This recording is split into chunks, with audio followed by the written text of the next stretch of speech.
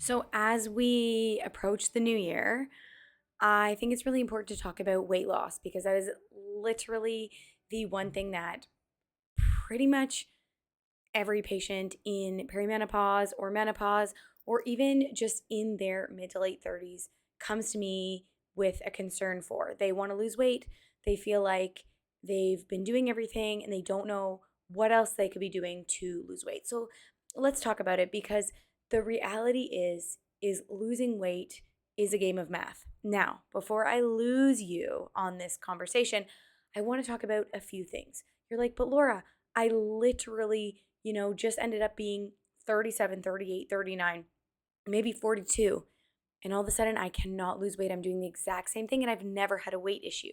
So why now? It must be my hormones." And then we have the people online, the internet trying to sell you on the idea that you can just lose weight if you balance your hormones, get rid of inflammation, make your digestion better. You're just suddenly going to lose weight. And that is just so far from the reality because, yes, there are indirect things that can happen when you lose weight. We can reduce inflammation, or reduce inflammation can change your hormone signaling, can change your insulin signaling, can change the way your insulin interacts with your cells, and that can change your cravings and your satiety cues and all of those things. But at the end of the day, you still need to be eating less than you are expending, right? The only way to objectively lose weight is by burning more calories than you eat. Okay. But let's talk about some of the reasons why this becomes so frustrating and confusing, and why weight loss efforts seem to fail when we just reach a certain threshold or hit a certain point in our life. Things feel like they just fall apart. So, we have a couple things going on. If we think about the fact that, number one, hormonal changes do impact your ability to lose and gain weight. But that doesn't mean that just changing your hormones is going to help you lose that weight, unfortunately, right? If there was a magic pill, or if hormone therapy made us drop 20 pounds right away, we would be all doing it and we'd lose weight right away. But that is just not how we see the reality. Now, I will say a couple things here. As we age, especially females, because that is who I treat, we see a couple things happen. Number one is, as we get older, we burn less calories. Our basal metabolic rate reduces. That means that the calories that we burn throughout the day just lowers. And if our eating habits do not also lower, that will cause us to gain weight slowly over time, until one day you just reach a point where you're like, wow, I've gained 30 pounds, right? Also, if we are not strength training and maintaining muscle, you are losing muscle. And so if we are losing muscle, typically that is changing into fat, and we're going to have less muscle mass. Lean muscle mass is also what helps us burn more calories at rest. And so if we don't have any muscle mass anymore, our body composition has shifted to be more fat. As a result of that change in that body composition, we are going to be more likely to burn less calories at rest. Again, these are things that are piling up and working against us. If we include also the hormonal changes that happen in perimenopause and menopause, we know that reductions in estrogen, changing estrogen levels, are going to contribute to increased inflammation, increased insulin resistance, which means we have more fat tissue. Fat tissue is more inflammatory. We have more cravings. We have poor signaling with our hormones. And so what can happen there is, for example, you can have all the thyroid hormones in the world, but they're not going to work effectively if we have a ton of inflammation and insulin resistance. And that can be because of the changes we see hormonally. And so it's not simply a math equation. Other things impact that math equation. It becomes a little bit more crowded and more complex of an equation. But the reality is, you will not lose weight until you eat less than you burn. And this is where my patients run into a problem, right? Because they have all of these factors against them. They have lower muscle mass. They might be short, which again increases or reduces the amount of calories that you're going to burn. And then in addition to that, maybe they've never really strength trained, right? Maybe they've never lifted weights, so their muscle mass is going down. Their hormones change. Now they have more cravings.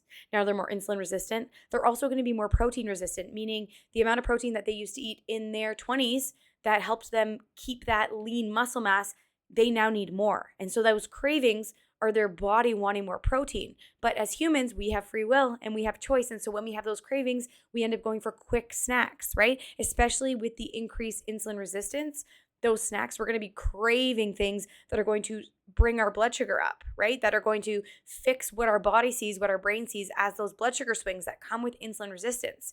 So we're not going to say, oh, let's get a chicken breast, let's get some eggs, right? We're going to be craving chips, crackers, cookies, candy, right? So we layer all of those physiological changes that happen and weight loss becomes impossible. And the other thing is because of all of the reasons why we burn a low amount of calories, we cannot physically get into enough of a caloric deficit to actually lose weight sustainably and realistic. So some of my patients, we get into a scenario where they're expected to eat, and I'm not expecting them to eat. The math tells them that they should be eating 800 to 1200 calories a day. And you're thinking, well, I've eaten 1200 calories a day on a diet. That is way too little. That is where you are self-sabotaging because you eat too little, you're under fueling, you have cravings, and you tend to overeat on other occasions, right? We also have downregulation of a lot of your hormones and downregulation of your metabolic, function in general. And so this spiral just continues to happen. We have these phases of deprivation and then these phases of binging.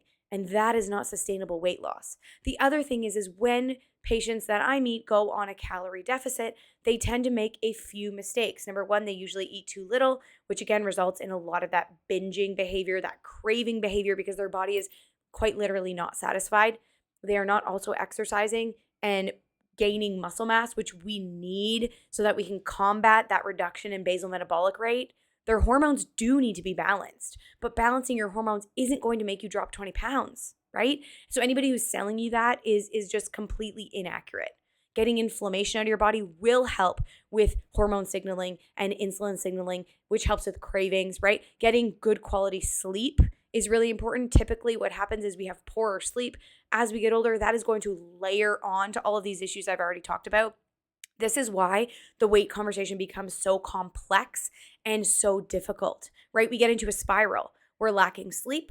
One day of poor sleep reduces your insulin or your glucose tolerance about 40%, which when your blood sugar is all over the place, you're going to have more cravings. Your brain does not want chicken. It wants candy. It wants carbs. It wants something quick, right? We're not steaming broccoli here. And so our choices become poorer. Our energy is low. So we're definitely not working out. We're definitely not building muscle mass. And so when we fix those core components, that can be the key to fuel the weight loss. But at the end of the day, we do need to track your intake, right? And so then we have the patients that'll say, but Laura, I've never tracked before. My weight has always been maintained. Yes, but we've had a lot of changes since what you were doing before and what you're doing now. And we've talked about all the reasons why your basal metabolic rate, the calories that you burn throughout the day, are probably lower than they were before, but you're probably eating the same you were eating before because before it maintained you. But now it's actually leading to a slight gain. And you're going to see that shift over time until one day you're like, oh my goodness, right? Same thing with weight loss is you don't really notice a couple pounds, but when you've lost 15, people are like, wow, you've really lost some weight, right? The same thing happens when it comes on. So at the end of the day and the core of it, yes, we need to fix your digestion. We need to reduce inflammation. We need to treat your insulin. We need to balance your hormones. We need you to be sleeping. We need you to be eating protein.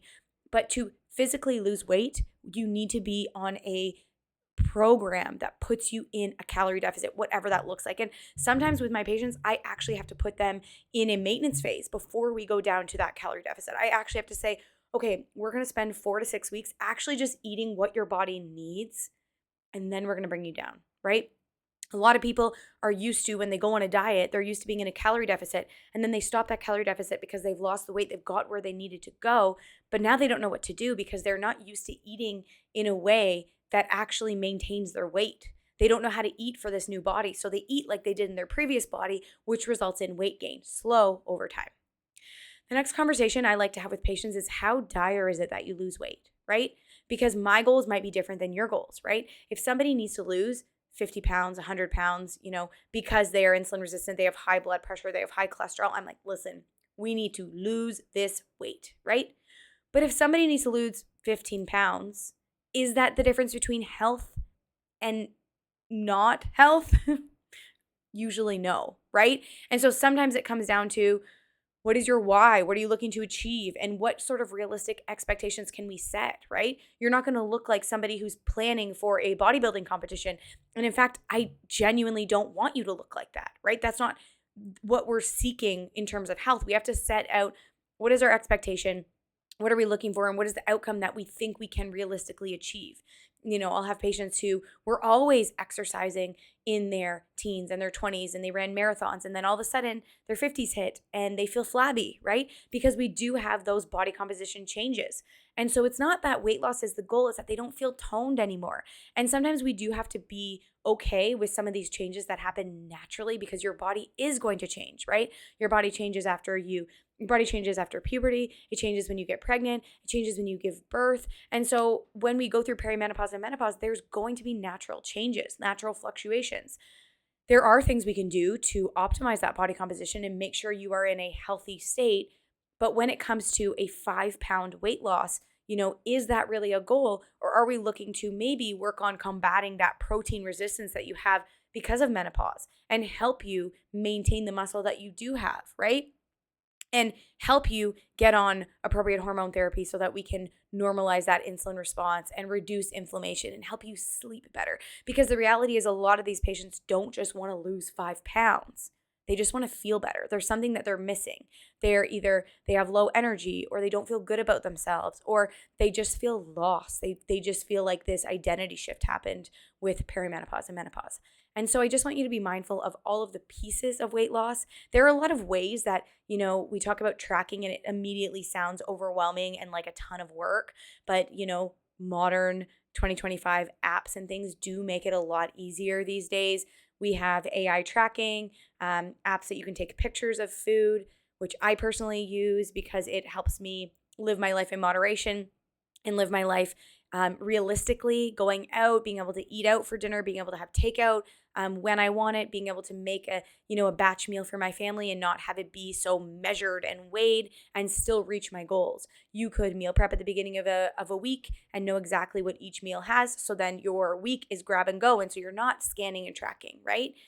You could have it so that you have a meal plan set out for you. You can make for yourself online using, tools like ChatGPT. And you could say, okay, make me a meal plan and, put it so that here are the calories for each day. Here's the protein for each day. Here's the fiber for each day. And then you actually don't have to worry about that either, because you're completely following the meal plan. And then because you have the added tool of being able to make that meal plan, you can make it shift and change. But some of the problems my patients get into is they calculate their own goals. They eat way too little.